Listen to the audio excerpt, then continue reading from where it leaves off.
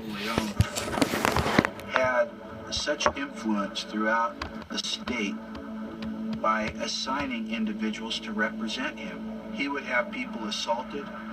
He would have riots take place on his orders. Serving a life sentence for murder, Leon lives in what is widely regarded as the most restrictive environment in the state of California, Pelican Bay Security Housing Unit, or SHU. Inmates are confined to their cells for all but 90 minutes per day, which they're allowed to spend in a nearby concrete exercise area. Leon had been living here for 14 years when we met him. I always tell people he ain't built a prison hard enough to break me, you know? And some of us are stronger than others. And I think that's what Pelican Bay is about. Only the strongest are the ones that are going to make it, you know? While Leon refuses to disavow loyalty to his gang, the prison sees a slow but steady flow of inmates who do. Through a process called debriefing, they not only break the code, they smash it to bits.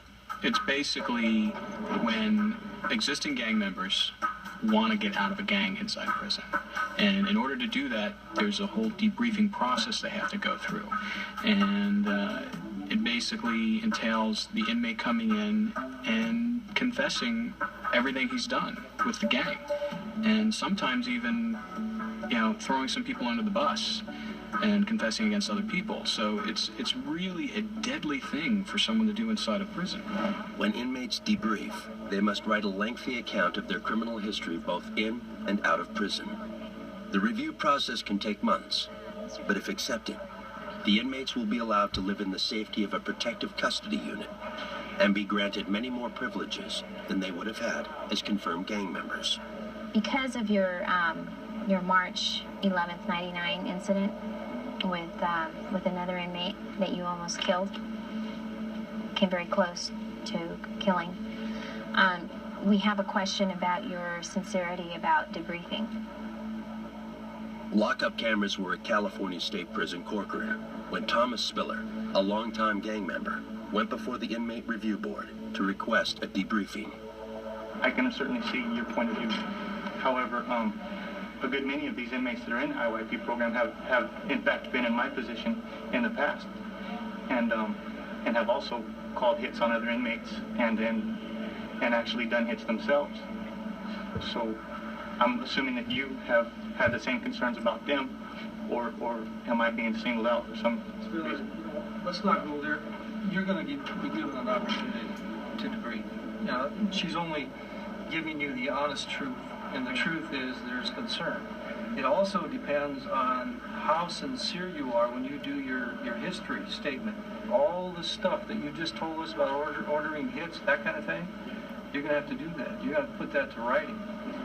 Yes, just for my own understanding, what is the main source of your change of heart?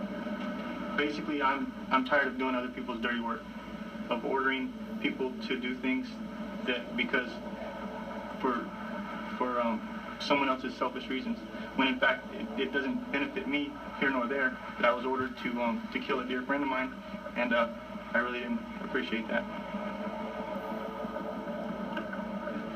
Good enough for me. There's no guarantees. So it really has to come from within the inmate of him wanting to change who he is.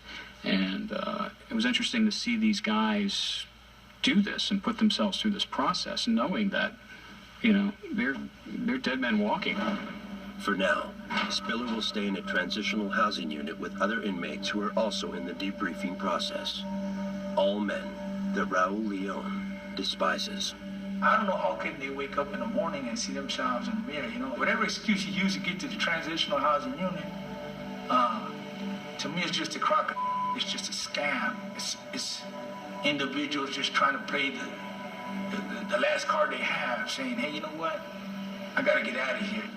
The only thing good about them debriefers and rats is that they can never return back to their neighborhoods. They're ostracized. Leon's anger is aimed at men like Miguel Perez, once a high-ranking member of the Mexican Mafia himself. Perez had already left the gang several years before we met him, and he's not looked back. As for what soured myself on the gang life, in all honesty, I opened my eyes to see it for what it is. It's all a bunch of betrayals and lies. There's no loyalty, there's no honor, there's no respect. I've seen too many innocent people being targeted that had nothing to do with the gang life. Just because one of their family members were a part of it, you ain't supposed to target innocent people. But Perez left us with a piece of advice for any inmate thinking about joining a gang. My word of advice to him is to remember two things. One, that he's not in control of his life. Because as long as he's a part of this gang, there's someone he has to answer to. Whether he believes he's his own man, that's a myth.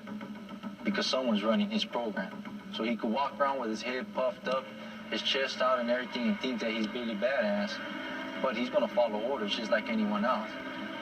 For every badass, there's someone better.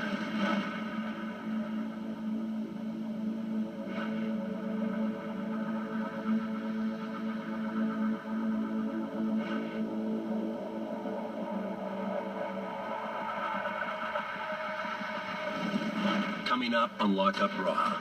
I am a man that is attracted to young women. God forbid. 99% of us are.